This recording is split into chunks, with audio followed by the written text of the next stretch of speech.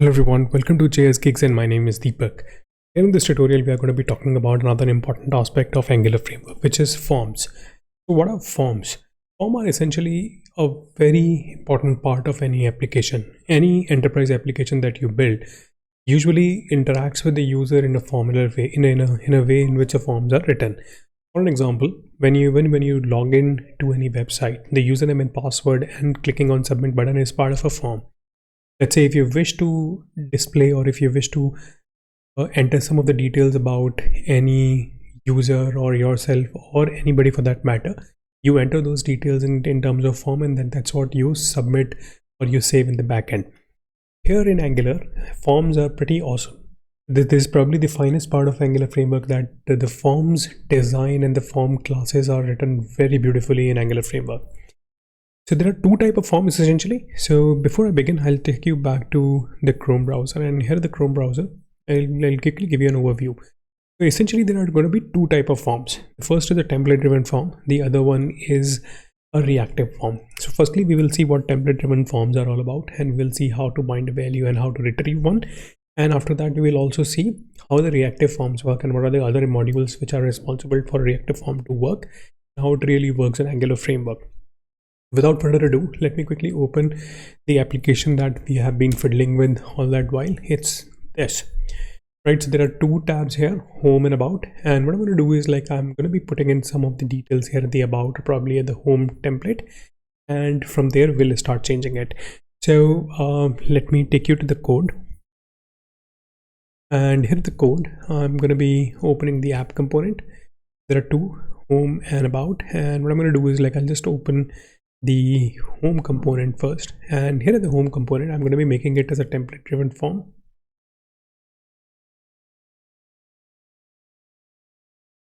And in case of about component, I'm going to be making it as reactive form, right? So let's just make the template driven form first, and then we'll come to reactive form. So what a template driven form? The name itself suggests that the forms are driven by template. So what a template in any Angular component is basically the HTML file that you write. So the basic fundamental difference between a template driven form and a reactive form is that in case of a reactive form, you try to control its behavior using the TS file, which is also the brain behind your template. In case when you are writing a template driven form, you try to write this down in more template driven manner, in which case you could try to control a lot of its behavior from the HTML side of things, right? So let me just write it down first. Let me just declare a form first, and I'm going to be making it as text. All right, so I've given one text, so I'm going to be making another template. In order to make template form, I'm just going to be making two input first. So first input is of type text, the next input is going to be of type password, right? And I'm going to be closing right here. And please note that once you start making the once you start to make template driven form, there are a few structure one has to follow. So what is that? One has to define the model in the top. So in order to define this form name, let's say login form, and there's going to be of type directive ng form over here. And since we are going to be referring this, we're going to be inputting it like this. So as you can see that the ng form is, this particular directive is not really recognized. It's because we have not really imported forms module. So let's just import the forms module. And once you import the forms module, you can see that the red ugly has gone. Now what I'm going to do is, like, I'm going to be binding it to the different property.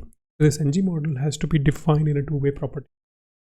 So why is the ng this structure? You may notice that we have earlier spoken about that. Let's say if someone wish to type the property, it has to go with the bigger bracket. And let's say if somebody has to receive the input from different template, or if receive the input, if somebody has to send the property, it has to be done using the bigger brackets. And if, let's say, if some component needs to receive a property value, it has to be done using an event. So that's for event, we use the regular brackets, and property binding, we use the bigger brackets. So ng model is a combination of both, which means that it can receive and send the input to the input type same time. So what I'm going to do is, like, I'll just define the login form first. So login, it's going to be having two things, a username and a password. So let me define the user.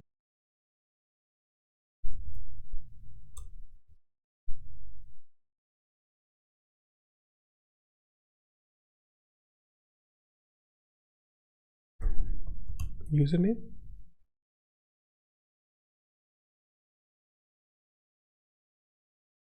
type log, is going to be type password, right?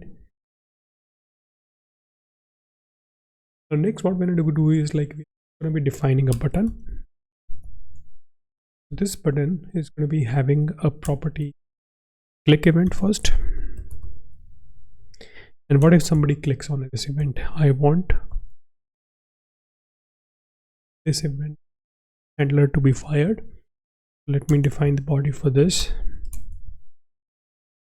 And I want user to notify with what user has. In this case, I'm going to be putting in as, let's say,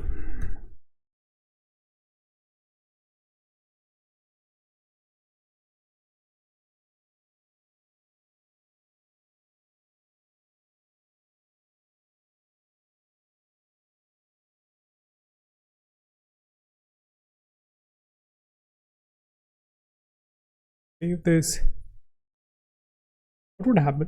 Okay, I also need to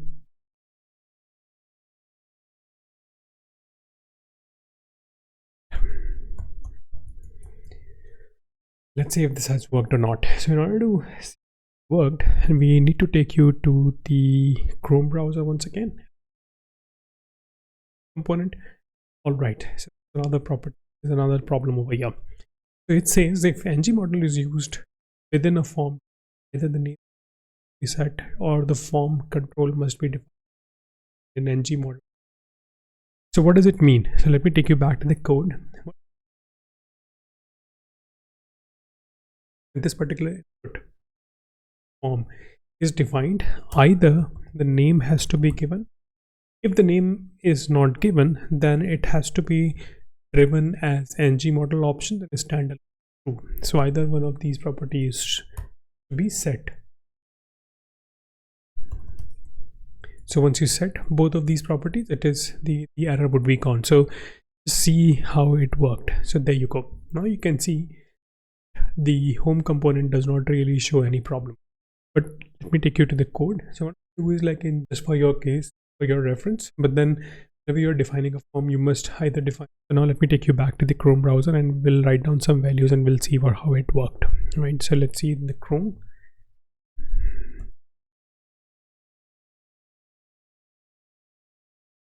Password is password. So there you go. The username is username and the password is password. Click OK. Take you back to the code. Let's go here in the alert. Password is, let's see if this worked. Take it to the here. Write to use. Password is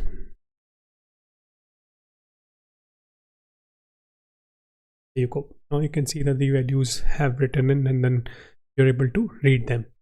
Now let's say, all right, so in this chapter now I'm going to be talking about the reactive forms in Angular.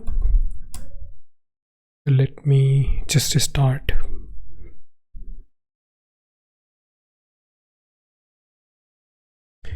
All right, so now I'm going to be working on reactive forms.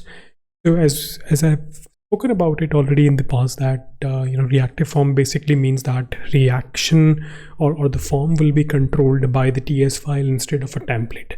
So when a form is controlled by a TS file, which means that the control would be given to the TS file, and the TS file would be able to determine when to display, when not to display, and many other things. So reactive forms by far is one of the finest creation of Angular framework. So now why do I say so that these are one of the finest creation of Angular framework which is something which we are going to be seeing in a little while later. So in reactive forms, essentially, as I said, that most of the control is done by the TS file. So in order to do this, let me just design a simple form first. So what I'm going to do is I'll just decide form, and then let me say I'm going to be making a few input, and also I'm going to be making, and let's say if it's a student entry form, then I'm going to be making the input, the first, and all of them are going to be of type text. Let me just repeat this for the remaining two inputs. And now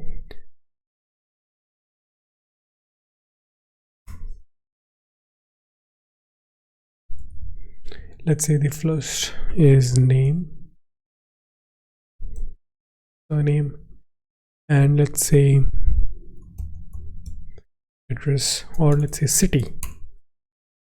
These are the three things I need to enter. Or let me add another one which is of type number, and let's say the age, right?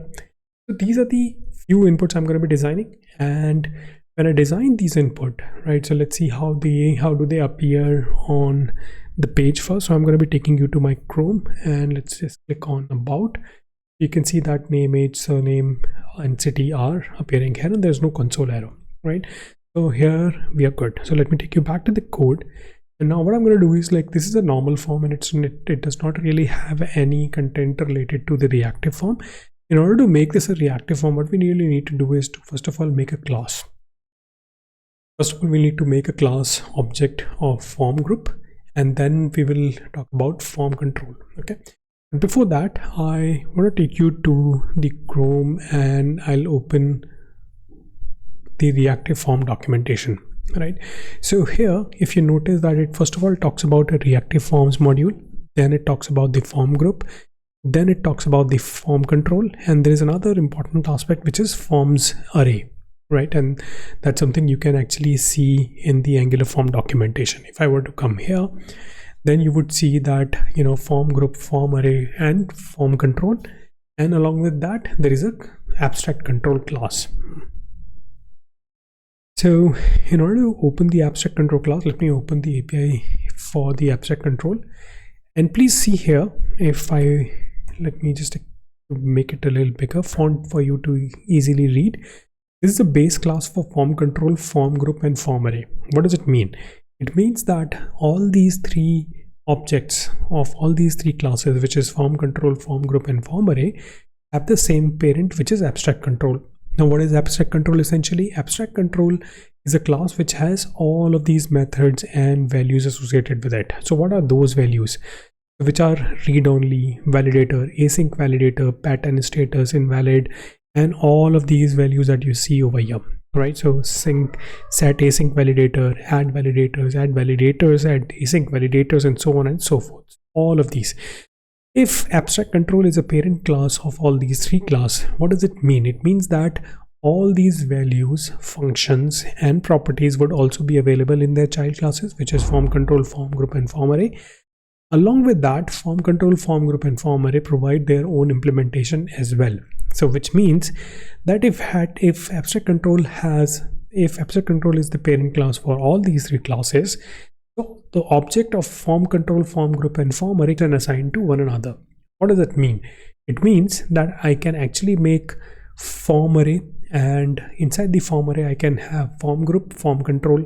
Form control is basically a leaf level thing. In this case, what really happens is that whenever you design any input, so you design that as a form control, not a form group and form. As the name itself suggests, that form group is nothing but a combination of forms array and form control. It could be only form control, it could be only forms array.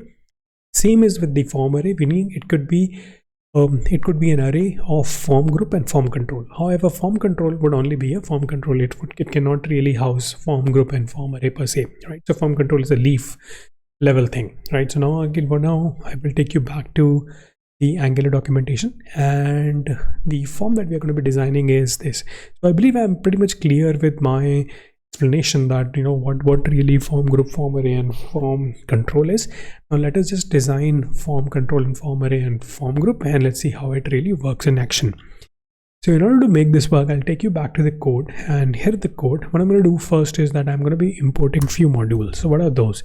First of which is a forms module. Next is reactive forms module. So please note that whenever you are designing a reactive form or a reactive form, so you must include reactive forms module. But then if you notice earlier, when we designed the template driven form, we only included forms module, right? So this far we are clear.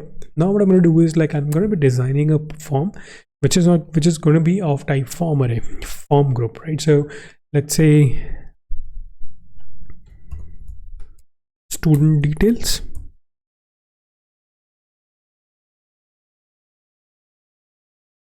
Let me also import these classes.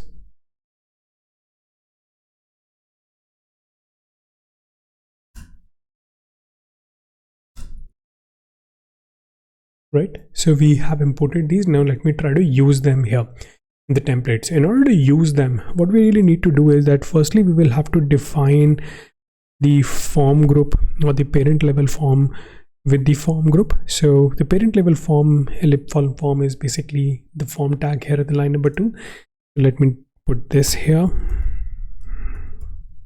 form group. Since this is going to be a property binding, so that's why I have defined that in a bigger bracket. And I'm going to be putting this as student details over here, right? And now here the form group has these 4 form controls. So how do we define it? So it's very simple. So we do it form control name directive, and here we define it as name. Similarly, I'm going to be putting this for the other 3 members of this class, right? So I'm going to be it here. So now I'm also going to be defining a submit button.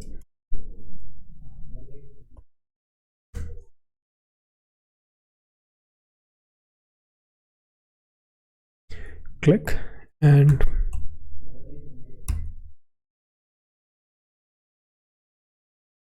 on click, and I'm going to be finding the implementation of this on click.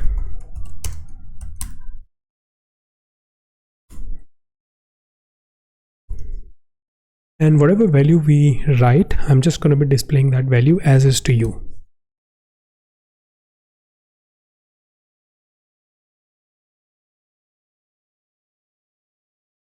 Right, so now let me take you back to the Chrome browser, and here at the Chrome browser I'm going to be writing some details such as Deepak Jha Gurgaon 1.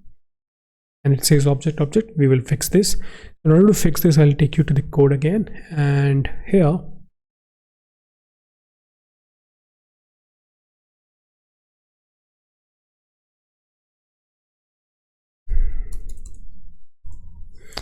I'm going to be stringifying this.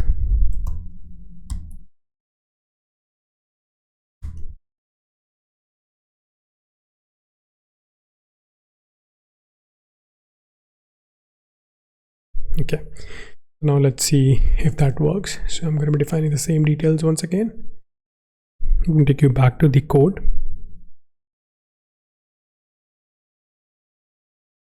And here, if you notice that I by mistake defined all of it as the same, so I'm going to be changing this to email, this is to city, and this is to age. Right, so I'm going to be making it as name, email, city, and age. Name, email, city, and age. Let's just save this, take you back to the Chrome browser, and here's the Chrome browser. I'm now going to be putting in details.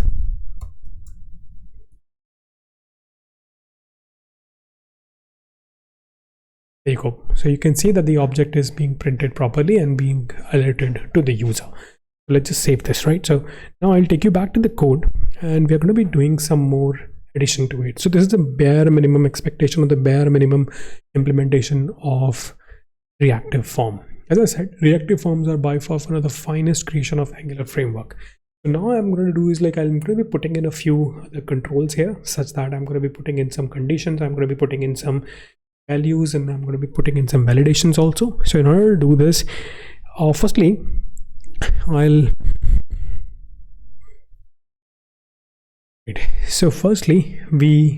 I'm going to do is like I'll tell you what are the possible values it can have. Let's say if you look at this particular form here, you may notice that all these inputs and form and button is defined here. Let's say name and the surname mandatorily. So in such case, let's say I want to put the name and a surname mandatorily. So in such case, what I can do, like I do not wish to press submit button until the name and the surname is being inputted. How do I implement such scenarios? In order to do this, we'll have to put some validations in it, right? So how do we put a validation in FormControl? Is fairly simple. The FormControl class expects two parameters, and first is the value that you wish to display, which is a default value, and second parameter is an array of validation function type, right? So you can have multiple validation functions in it. Let's say validators dot required. So when you put validators dot required, what it means is that this becomes a mandatory field, right? So similarly, I want surname also to be a mandatory field. So in that case, I'm just going to be putting in a comma, putting this here. So now name and a surname becomes a mandatory thing. But then if I take you back to the Chrome browser, you may notice that even if these two are mandatory field, but still I'm able to press this submit button. However, until these two buttons or these two values are filled in, I do not wish to press the submit button. I want this submit button to remain disabled. How do I implement any such scenario? So in order to do this, I'll again take you back to the VS Code. And here in the VS Code, I'm going to be making use of another property of button, which is disabled. So how we can make it disabled? Only when the student details form is valid, that's when we want it to be enabled. Otherwise it must remain disabled all the time. So I'm just going to be putting in this value dot valid.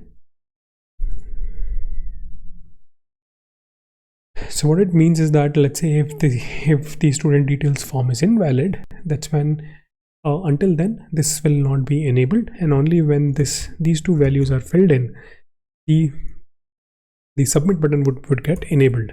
So let's see if that works in action. So let me take you back to the Chrome, and here the Chrome, now you can see that the submit button is disabled. I'm not really able to put in anything over here. Let's say if the moment I fill in all these values, 21, the submit button becomes enabled. And let's say if I remove any one of these values, it becomes disabled once again. Let's say remove the first one, it will become disabled as well. Now you understand that you know how to make a form disabled and enabled, disabling or enabling it. At the same time, it must also bring your attention to something important, which is a FormGroup class object. So let us just determine how this really works. So in order to do this, what I'm going to do is like I'll just go to the source code, and here the source code, I'm going to be putting a debug point here in the about component. Let me just put it here and put a debug point here.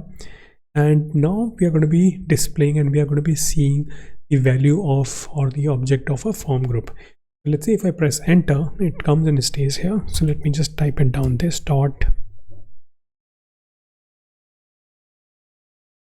student details. It's going to be of type form group. So now you can see that it's a type of form group object, and let me just open it. Now if you see all of these properties, right, all of these properties are also something which is driven or which basically comes from the AbstractControl class. So let's just open this side by side. So here you can see that validator, async validator. Let's see if these two functions exist. And inside the form group, I'm going to be opening the prototype because AbstractControl is the parent class of a form group. And if you come here, you will see all of these properties are available essentially, which is dirty, disabled, enabled, invalid, and so on and so forth. So let me just put this once again. Students dot, you can see that the invalid property is also available here, which is false. This dot details dot valid, which is also true. Valid and invalid, both of these are available, right? So I think we are pretty much clear with what form group is and how it really works in action. And we've also seen that how the properties are transferred from AbstractControl to form group through the prototype object. Right now, let's just open the control. You may also notice that I've created 4 different fields in that form group object. So what are those? Which is name, surname, city, and age. You can see that this is being arranged here in an alphabetical order. So age comes first, as this comes first in the alphabetical order, and similarly the next comes city, name, and surname, and that's how these are arranged. And all of these are basically FormControl 2 object as defined over here, right? So all of these are FormControl object. And FormControl object is also part of, as we discussed, is also part of an AbstractControl class. The parent class is same. So now you can see, if you scroll down here, you can see in the prototype AbstractControl written here. So AbstractControl, this also will have the similar property, which is dirty, disabled, enabled, invalid, and so on and so forth. How we can test it? So again, it's going to be very, very simple. So what we can do is, like, we can just define this, and there is a method available in the form group object wherein we could get all the controls. So let's just define that. Let's just try to see that if that works. Students details dot get